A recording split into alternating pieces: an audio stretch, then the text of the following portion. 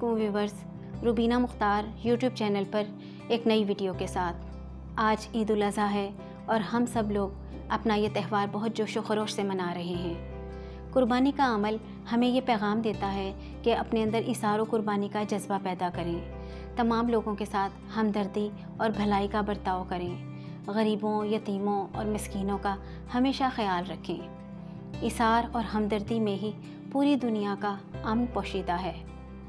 कुर्बानी के फ़लसफ़े का ख़ुलासा भी यही है कि हमारे अंदर अल्लाह ताला की राह में अपनी ख्वाहिशात को कुर्बान करने का जज्बा पैदा हो। मेरी तरफ़ से आप सबको बहुत बहुत ईद मुबारक। अल्लाह ताला आपको हमेशा खुश, शाद व आबाद रखे। आमीन। Thanks for watching.